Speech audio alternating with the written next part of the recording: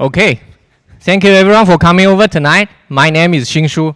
My apologies, for the last minute change in terms of schedule. But I'm very excited to share with you about, the new platform named Zilliqa. And actually, I'm more looking forward to hearing more from you, your feedback, your thoughts on what kind of interesting applications we can build on this platform. I think I already got one, Crowd Villa.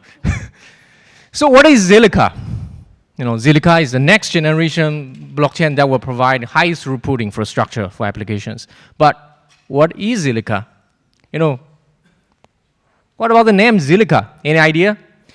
Just to share with you, this name Zilliqa actually survived several rounds of internal discussion, I think heated discussions and debates. So how did we derive at this name, Zilliqa? So it turns out Zilliqa is like Silica or silicon, because silicon basically powers the entire computing industry. So we envision Zilliqa will be like the silicon for the next generation high throughput applications. This is our hope, our vision for Zilliqa. So what problem does Zilliqa address as a new blockchain? This is not just yet another blockchain.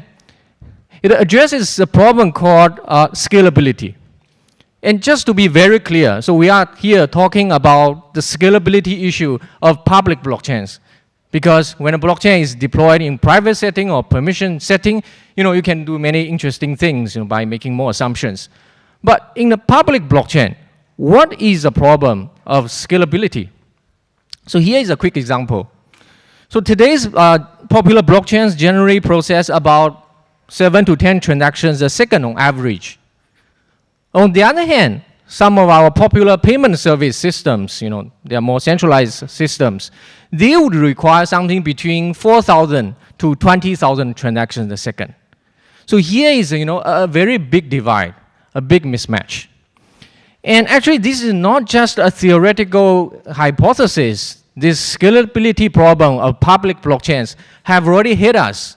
So in the recent, significant crowdfunding, or conducted on the blockchain, people had to literally spend thousands of dollars just to pay for that transaction fee, so that that transaction will get into one of these few transactions a second. And some of the peripheral infrastructures for the blockchain, such as wallet services, they also had to stretch their capacity from about 10% to 1,000%. So I would say this is really the time we have to start working on addressing this problem of public blockchain scalability. And this is exactly what Zilliqa is tasked for. But before that, I want to show you some of the simple ideas, some of the quick fixes. And I'll explain to you why these quick fixes have their own limitations that warrant a complete new design of a blockchain like Zilliqa. So first idea. Why blockchain is called blockchain? Because it's a chain of blocks. That means at every interval, could be, every 10 minutes, for example, a new block is generated. And that block includes a set of transactions accepted by the entire blockchain system. That's how blockchain gets its name. So if we double of the size of the block, very likely you are, close to double of the set of transactions you can accept at each interval. So that's good. You'll get some immediate improvement in terms of throughput. But it has its limitation. And just to give you one example, I used to work about 8 hours a day before I started to work on Zilliqa project. And now, of course, as a CEO, I have more work to be done. And I start to work 16 hours a day. Seriously, it's not a joke. But you can already see, there is a certain extent to which I can further stretch my working hours. So similarly, in this case, we can't just keep increasing the size of the block, because when we have huge sized blocks, we'll run into bottlenecks. Our computers have limitations in the computing power. Our networks have their own bandwidth. So this will give you some boost, but this is increasing block size clearly is not your 100 time or even your 50 time scaling factor. So here is another idea. We have a blockchain. So this blockchain has limited processing power. I think we all understand. So this is the scalability problem. Okay, so how about we have more blockchains? We can have many, many blockchains, as many as we want. So then, different blockchains will process different sets of transactions. Then collectively, when we count, the set of blockchains we have, we will be able to process more transactions. True. But here, the real issue is security. Because many of today's blockchains rely on an important assumption to ensure their security. The assumption is, the computing power residing inside the blockchain must be, in general, controlled by the good guys, by majority. So if we are talking about many, many blockchains, but they are sharing the same set of user base, so some of the blockchains will inevitably get less computing power, and it will be much easier for these, so-called smaller blockchains to be compromised by attackers. Attackers will gain more than 51% of the computing power inside that smaller blockchain, and then they can do all sorts of things as they want. They put in malicious transactions, double spending. Basically, they take control of that smaller blockchain. So this is not desirable.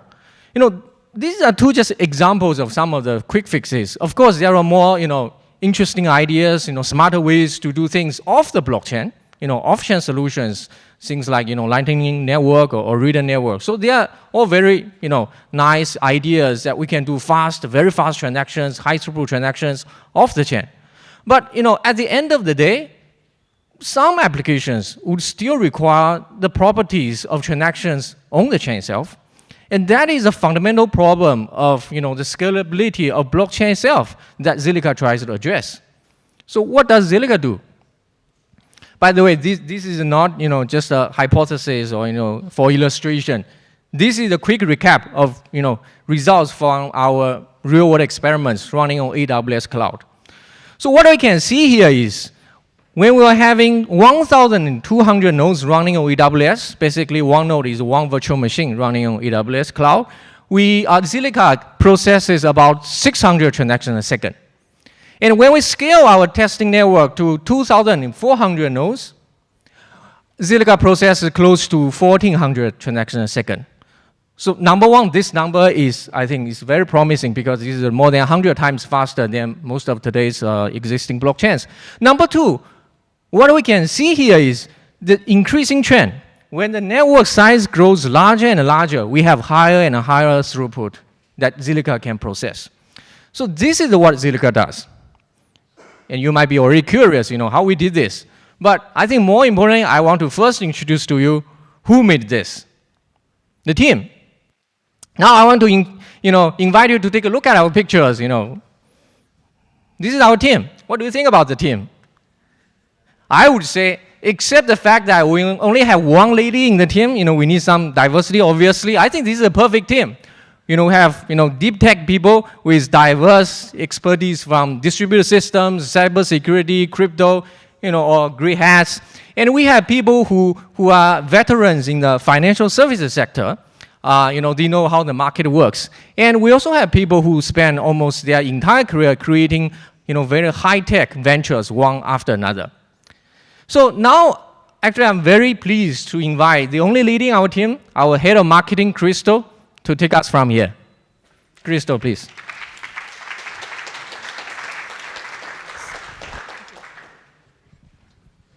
That was quite an intro. Okay.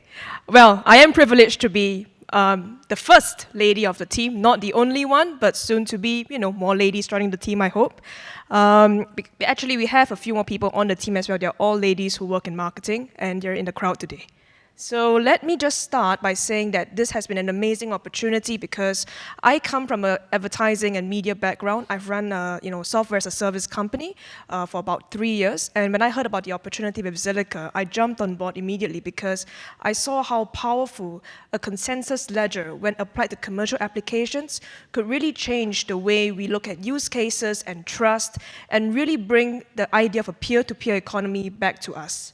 So let me just first start by actually talking about why all of us come together. Now, we've seen a huge gold rush of ICOs and blockchain startups, and all this regulation has been coming in, right? First of all, we have to clarify this. This wasn't just born yesterday, right? this work on Zilliqa as a blockchain platform actually really started in 2015 by two members of our team, Loy Liu and Pratik Saxena, right? They're the scientists of our team itself, and when they wrote a paper back in 2015, they realized that scalability was an issue for certain use cases, not all, because there are different blockchain platforms with different strengths, right? I mean, you have privacy preservation, you have scalability. We specialize in actually enabling use cases and high throughput, high transactions on our platform as use cases. So they wrote this paper back in 2015 talking about how sharding can actually help basically scale up the blockchain platform and enable use cases, which we'll share a little bit about later because we'll talk a bit about our decentralized application network. And Sinshu would elaborate a little bit more on what we're looking to partner with and some applications we would like to build on top of that. So the other thing that we would like to clarify as well is this platform that you see now, Zilliqa, right? We have actually deployed it before in a private setting with different companies. And this has been going on for about 2 years now. We've done it with a regional exchange. We've done it actually with a shipping company, just to see how it would perform in a privatized setting and whether or not we're able to tweak, iterate, and really look at how we can better enable the technology for public usage. Sinshu would elaborate a little bit more later, the fact that we're going to release a public testnet for developers to actually build more decentralized applications on top of the Zilliqa blockchain. And we'll be looking at really targeted and great use cases that are enablers of high transactions and high throughput, which is what Zilliqa is known for, scalability. So there are 4 key points on why Zilliqa is really great for such use cases, and we'll share more on the decentralized apps stuff, right? As Sinshu has mentioned, we did in-house testing, and it's not a hypothesis, it's real numbers, right? 1,400 transactions every single second tested on AWS, right? And the equivalent, as you can call it, PayPal, registers 500 transactions per second. Visa, about 8,000. And that 1,400 transactions per second was actually performed on a very limited number of nodes, 2,400 nodes. So if we're able to actually get more of the network to get larger, the mining network to get larger, the transactions will actually increase tremendously to a point where we can actually support even more transactions per second and greater use cases. And of course, one other thing that we would share about, which I know there were some people in the crowd asking about smart contracts and everything else, we are actually also working on the idea of a smart contract that can actually be built on top of a shard using our network sharding technology. And one shard basically has, a couple of nodes, as virtual machines and computers and things like that. So what we're trying to do here is a different kind of smart contract language, a data flow smart contract language. And we're still in the process of working through it and everything else, since you would elaborate a bit more on the tech overview. One other thing as well is that we want to be compatible with other blockchain networks. And that's really crucial to us because I think the whole idea on why we're working in this, right, and we're part of this as a team, is that we try to add value to each other's projects. So we're not here to compete against Ethereum or compete against this or that. We are not thinking of that way. We want as much as possible for us to complement each other. And our complementary point is scalability. So for example, our platform is very miner friendly. And we actually are compatible to Ethash, which is the Ethereum proof of work consensus algorithm. Last but not least, we also have better energy efficiency. And that is something that Sinshu would elaborate a bit more about on why that is so. Okay, the decentralized apps. So when we were looking at what kind of applications we actually want to build on top of Zilliqa, there were 5 key use cases that we've identified and which we would build, I think, over time. So this blockchain stuff, we're not here just to participate in a gold rush or whatsoever. We're here to stay. And we're here to collaborate with many different blockchain developers and even crypto enthusiasts like yourself, right? So one use case that I'll touch upon, which is actually really close to my heart, is the digital advertising industry. So I've been in digital advertising. I've worked at Twitter. I've run a software as a service company. And I see this as a persistent problem, right? Digital advertising, huge industry, right? 10 years ago, it was nothing, and now it's completely eclipsed, many different traditional forms of spending in different markets, right, as you can imagine. But there's a very key challenge about digital advertising as a whole. The whole idea is ad fraud, right? So say, for example, you have a website. Different websites can come up which are malicious, for example. Different websites can come up which you don't want to list your advertisement on, whether it's pornography, whether it's something else that is gibberish, right? Or in another case, for example, let's just say you're an airline brand like Singapore Airlines, right?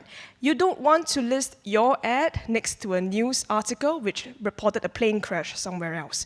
These are very real problems that happen today because of automatic bidding, automatic placements, and there are no copyright issues and enforcements. These are all really real problems. So the team, all of us have been actually talking to different companies to implement this as a real case scenario. And they will be actually developing a decentralized application on top of this, potentially, using this use case to aid many different advertisers in the region, the top 20 ones at least. So how would this work as a process, right? So say, for example, you've heard about the smart contracts and everything else, right?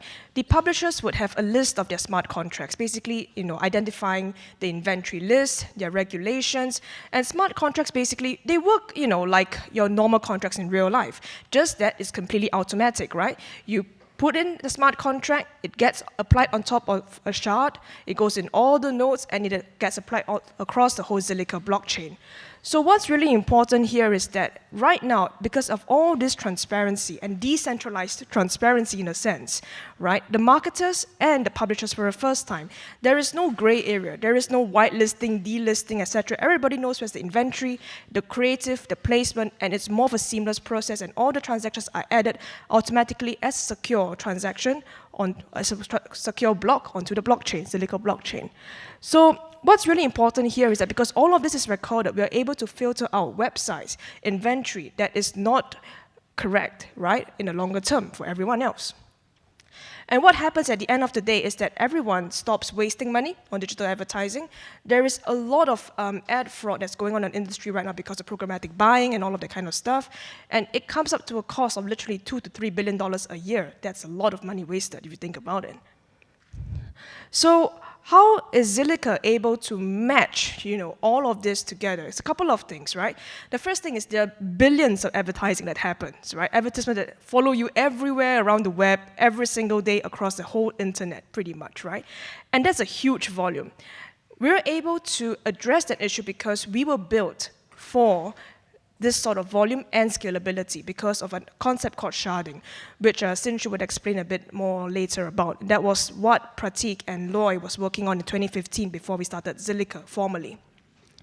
The next part of it as well is that it's really important that this is transparent, it's correct, and it's fair, because at the end of the day, right, even though we might advertise brands and products, these are real brand value that could actually just evaporate, within a matter of days or weeks, as you can imagine all the crisis and the PR that goes on if an advertisement is not, correctly placed. So a couple of the 5 use cases that we've looked at that we're really keen to work with different blockchain developers on in our decentralized app ecosystem are things around the sharing economy. Personally, when I look at the sharing economy, and I'm a huge fan, I use Uber every day, I've used Airbnb, and I think it's great, right? All of these different apps. But what I've always felt is that the sharing economy actually really is an aggregate economy. It's very good at aggregating demand and supply. You match, a renter and a landowner, you match a rider and a driver, but there still is that centralized app, whether it's Uber or Airbnb, that's actually controlling the transaction and getting a huge cut out of it. So the whole idea here is if we're able to have developers build something along the lines that can replicate this sort of idea when it comes to transport, when it comes to housing, right, etc., it would be amazing because that would really celebrate the ideas of why we're doing the blockchain, right? That's the first part. Second thing is payment networks. Now, what Zilliqa is able to do is really MapReduce, high sort of algorithm type of trading, right? And that's really important in facilitating transactions like that. And last but not least, right, we also have, really strong parallel computing transactions that can be supported through Zilliqa because of the scalability and the sharding. So I think we will go on to the tech overview, which Sinshu will take on and explain to you what sharding and all of that actually really means. Thank you, Christo. All right, I'm back. I'm back with the most exciting part for Zilliqa, the technology. And my job now is I try not to make it the most boring part for the rest of the talk. I'll try my best to explain to you the slightly more complicated technology we have behind Zilliqa. So the key idea we have to make Zilliqa scalable is something called sharding. So sharding is actually a very complicated process, but at the high level, I think it's easy to explain. I would call it just divide and conquer. So what are we dividing here? Suppose we have a blockchain network of 1,000 nodes or 1,000 miners. What we do is we divide them into 10 groups. And how many nodes in the group? 100. And then what we do is we conquer. We conquer in each of the small groups, which we call shard. We run another process. It's called consensus process. So what the consensus process does is to try to get all the nodes, 100 nodes inside small shard, to agree that what are the next set of transactions they all agree on. Okay, so shard 1 agrees on transactions 1 and 2, shard 2 agrees on transactions 3, 4, 5, and so on. And then we just aggregate all these agreed transactions from each of the shards and then merge them into the block. So that will be the next block generated by the Zilliqa network. So at the high level, it's just divide and conquer. But the trick here is it turns out to be very challenging, very difficult to make sure the entire process of divide and conquer secure and unbiased. Because here's a simple idea. What we can do is we have 1,000 nodes. Let's just appoint, let's say, 20 of them. So this is 1, 2, 3, 4 until 20. Okay, let these 20 nodes decide. How do we divide? Which node goes to which shard, and which transaction goes to which shard to be processed? That is straightforward. And actually, people do something like that in private blockchain networks. But the thing is, can we make some assumptions in the public blockchain that these 20 nodes can always be trusted? Because they can easily become the targets. Attackers will just focus all their power on attacking these 20 nodes. So it's not that simple. So what we do in Zilliqa instead is we have to establish a way that we can dynamically elect and update the membership of those group of nodes who are tasked to divide and conquer. That's a high-level idea. Of course, if you want to know more details, how do we do sharding, how do we optimize, we can shard offline, or you can refer to our technical paper on our website. And then now, within each shard, I mentioned we'll run something called a consensus protocol, which will try to agree among all the nodes what are the next set of transactions they will propose. So we do not use proof of work nor proof of stake. What we use is another school of thoughts or school of ideas, which is called Byzantine for tolerance, BFT. BFT works very efficiently for a small size network. But when the network goes beyond hundreds of nodes, it doesn't scale to that level. Then we integrate this BFT technology with another recently proposed technology called collective signing or Schnorr signature. So this collective signing is very efficient. It will reduce the size of the signature in the BFT process from the number of nodes to something like a very small constant number. But again, this technique does not work automatically in a more hostile environment like public blockchain because it was proposed to work in a slightly more friendly environment. So that's why Zilliqa's own consensus protocol has to do some other enhancement in terms of security and performance.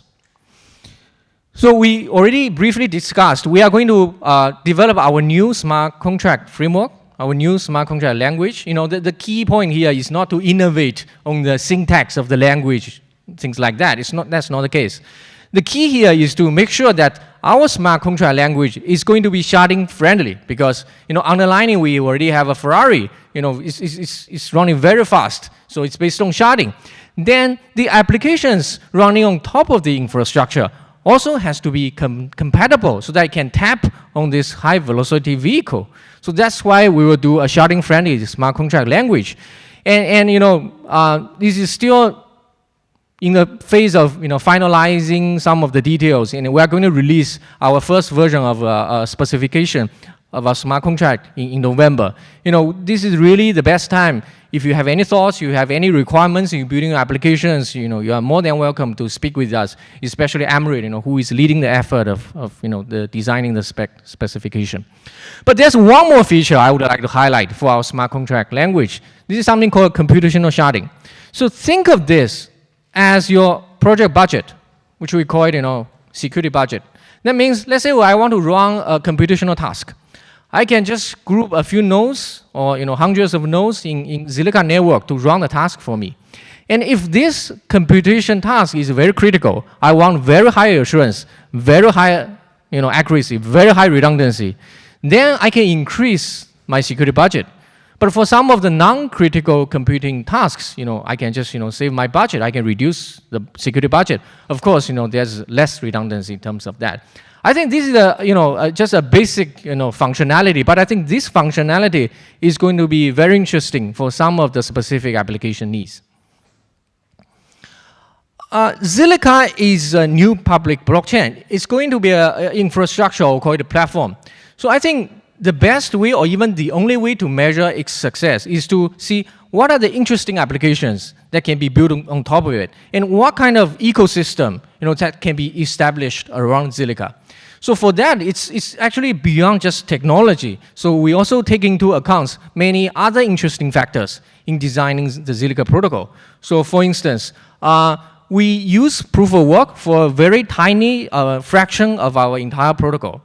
So we have to use it to defend something called a Scalable attack. That means, attackers can just create arbitrarily many identities. So, they will always win when there's any voting or consensus.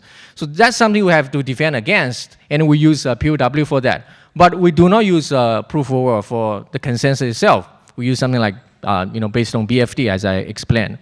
So due to this, the miners who are running the Zilliqa protocol actually has much higher energy efficiency compared to blockchains that rely POW for consensus.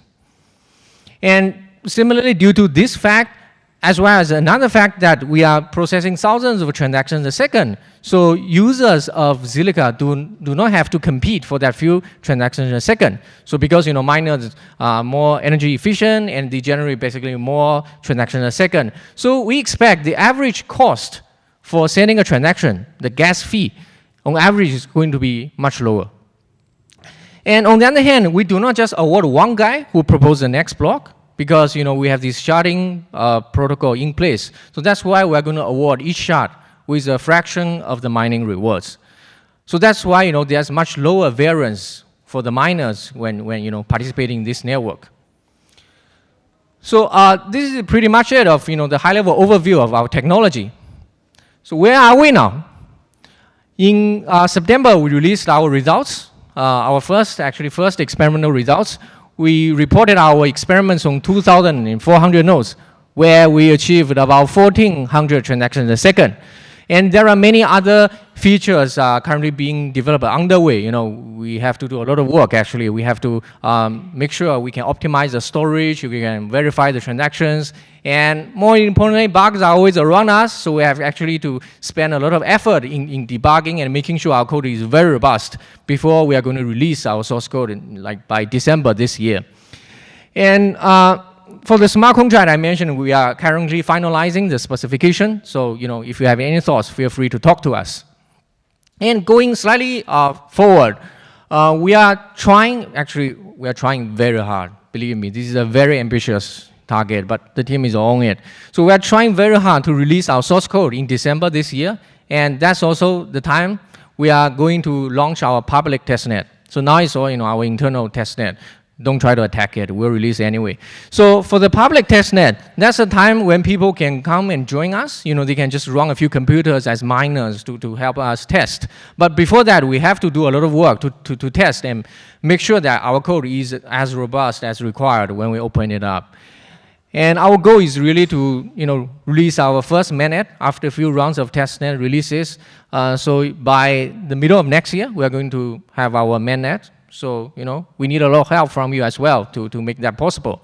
And then by the end of 2018, we are going to release a few anchor applications, I would call them anchor applications, to demonstrate how, high throughput applications can be built on top of Zilliqa.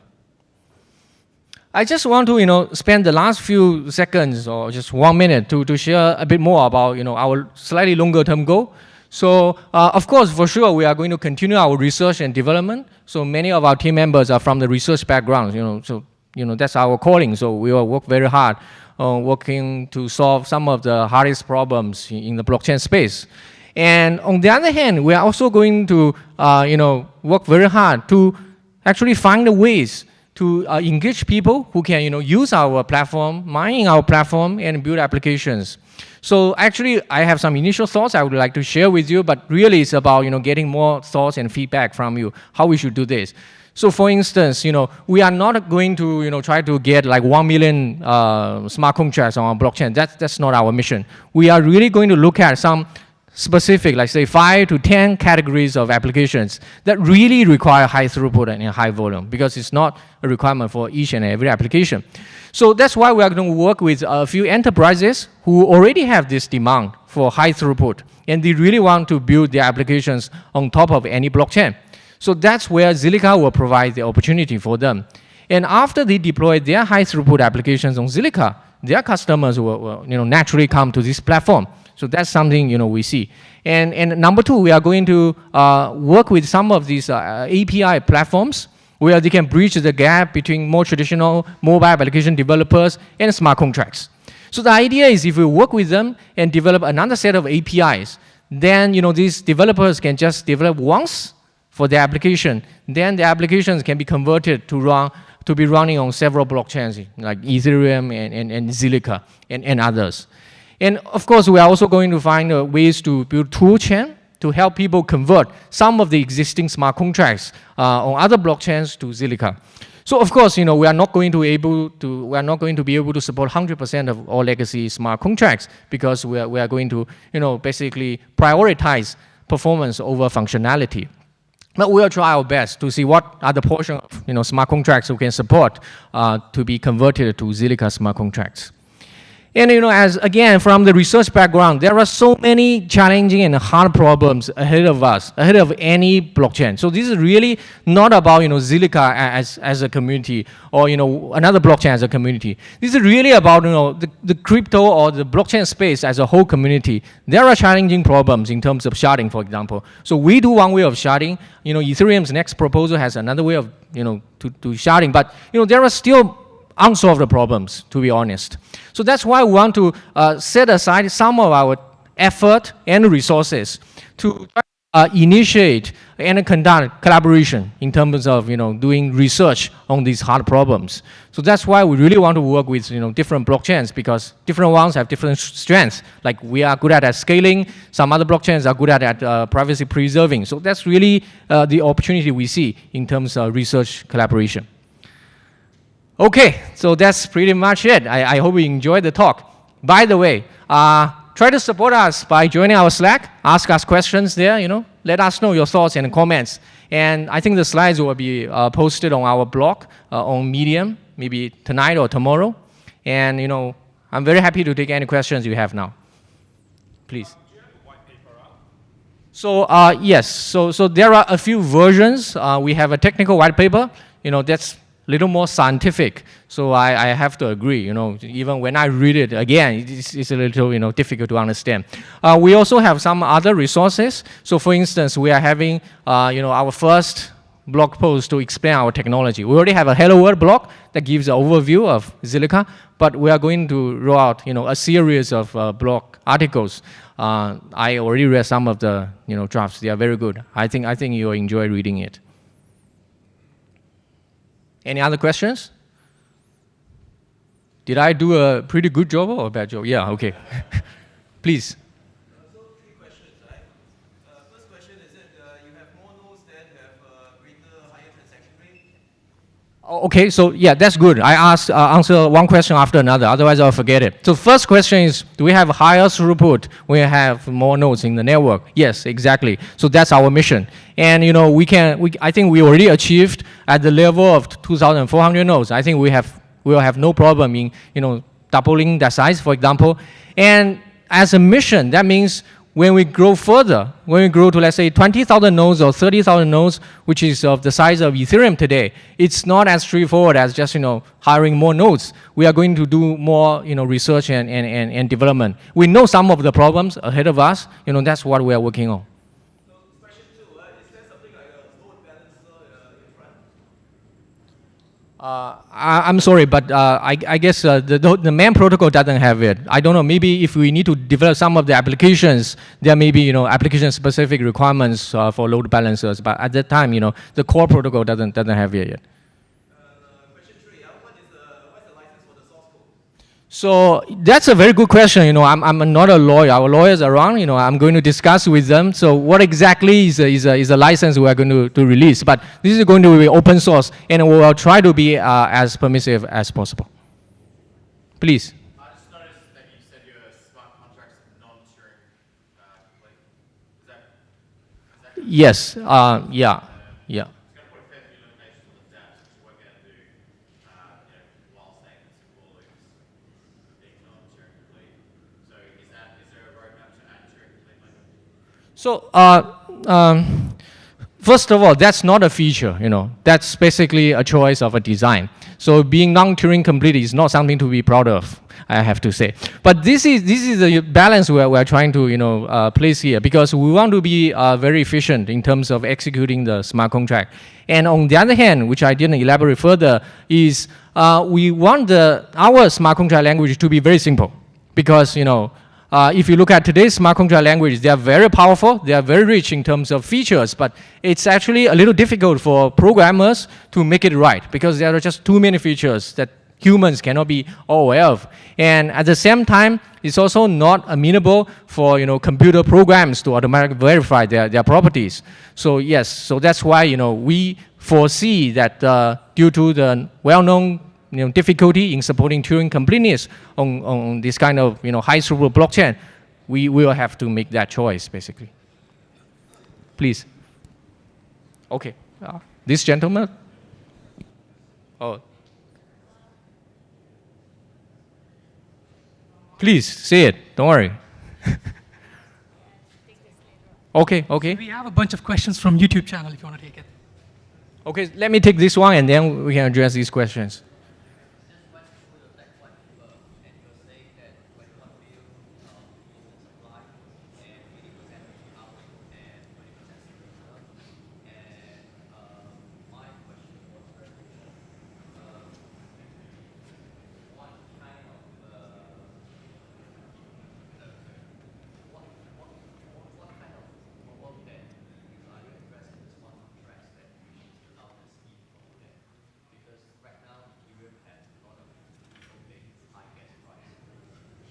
So sorry, can you just repeat your question?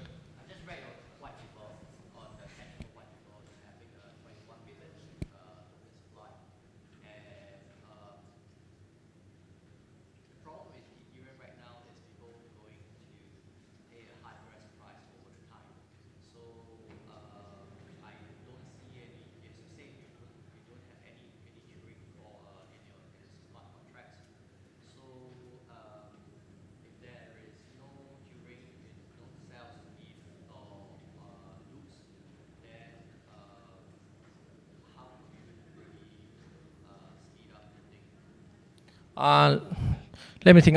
Let me try to rephrase your question. Is your question about if our smart contracts are not Turing complete, how do we make sure that people will not run into endless loops? Is that the question? The problem is right now, if I go to Ethereum and process over Ethereum, the gas price will go down.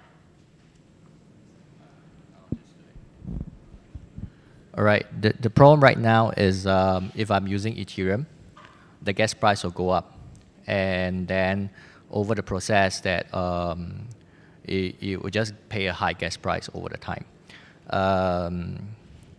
Neo is the reverse, sort of that. I may be wrong, and your smart contracts doesn't have Turing, so I couldn't find the differentiate of it. And as a developer myself, can you explain more about the $21 billion token supply?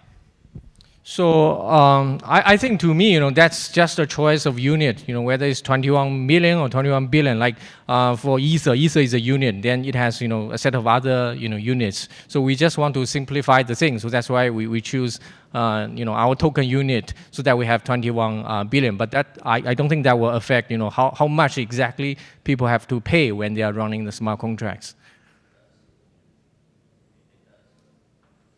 Okay, so I think we can slightly bring it offline. So what are the questions from YouTube channel? We have a bunch of questions. You can take a few.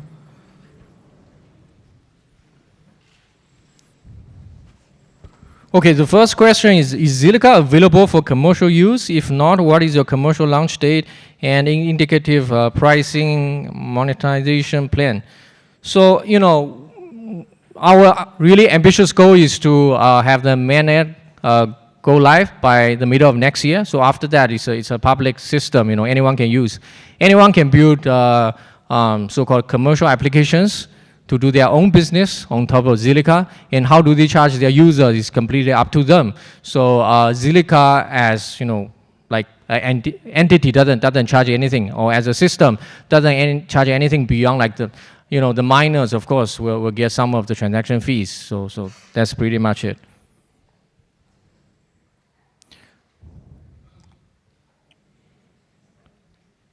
So can Zilliqa, a public blockchain, or can it offer anonymity? I think this is the important one. So regarding privacy, preserving, or anonymity, so this is clearly in our roadmap as our future research and development.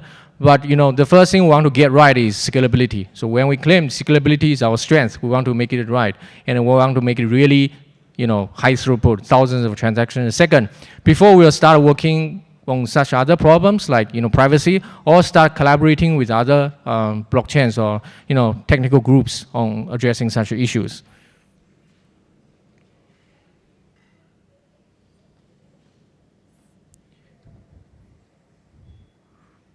Who do you see as direct competitors to Zilliqa today?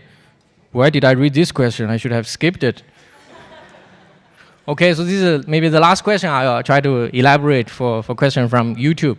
So I think we are not competitors for sure. This is not a world of just like two blockchains or 5 blockchains. So as I said, this is, as I see, really an opportunity where all the good blockchains, I'm not saying all blockchains, all the good blockchains start to collaborate.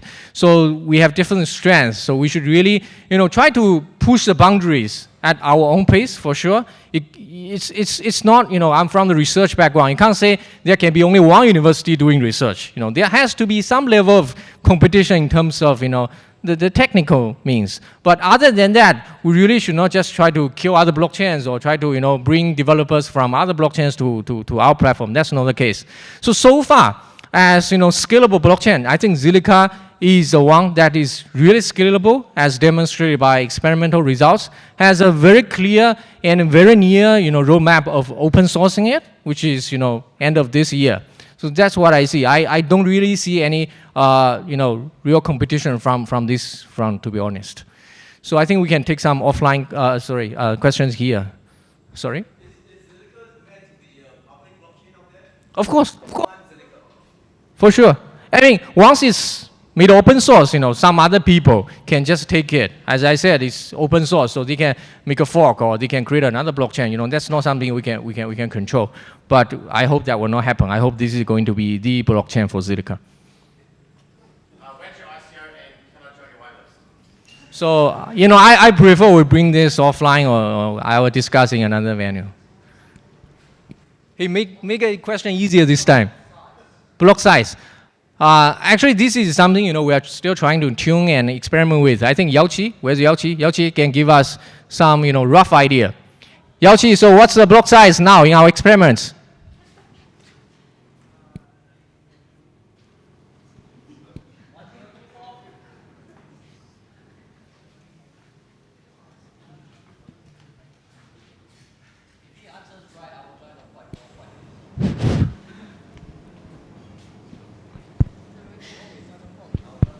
Sorry, wait a second. The mic doesn't work. It works. It works. That's not an excuse. Please answer the question. Oh, right now we can process like 100,000 transactions within one block. So you can calculate for each block, the block header has 200 bytes. So it's around several megabytes. Yeah. Okay. The answer is several megabytes. Because our system is quite different from the previous blockchain system. We have this DS block, and we also have this transaction block. What I'm talking now is about this transaction block, basically the size of the headers. And the transaction body actually is quite large. Right now we can process 100,000 transactions within one epoch. And in the future, when we have a larger test bed, we can even process more transactions. Yeah.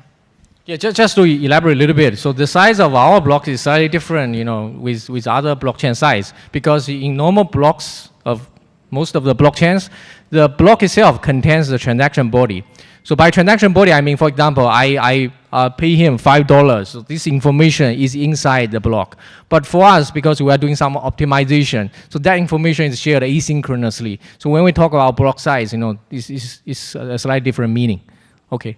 Do you have a mechanism to adjust parameters like the block size without being hardcore? So I'm not sure whether we are going to open up this such kind of adjustment as a parameter for application developers. This is more of a parameter we are currently tuning as the blockchain developer. Of course, this is something once we open our blockchain, it's really going to be developed by the community, not just us. We should really try to experiment and find the best parameters for higher performance.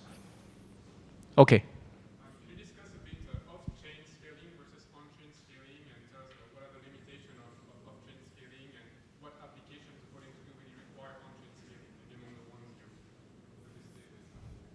Yeah, so question is, how do we compare between the scalability solutions for off-chain and on-chain? So Zilliqa is on-chain. That means we try to scale the blockchain's processing power itself. And off-chain means, we can do some of the transactions off-chain, but by doing that or before doing that, we generally need to put up some deposit of several accounts or a few accounts on the blockchain itself. And then with that deposits in place, you can actually do your payments off-chain. So I'm not an expert.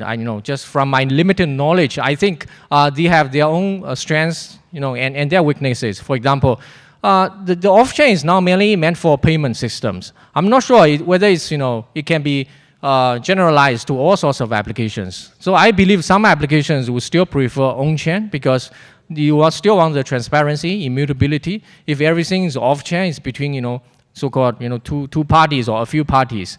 And then liquidity may be an issue. I don't know, because people have to put maybe large amounts of deposits on the blockchain to run their more frequent high volume transactions off-chain. And if people don't want to put that large amount of deposits, someone will do, and then that someone will become the middleman or agent. So I don't know. Some people don't like this idea of sort of centralization. Hi, Alan. So very entertaining presentation. You mentioned something along data flow smart contract. Is it something different from normal smart contract? I think it's slightly different from most of today's smart contract language. So the idea is to make it easier for programmers to write, because today's smart contract, really the focus is processing data.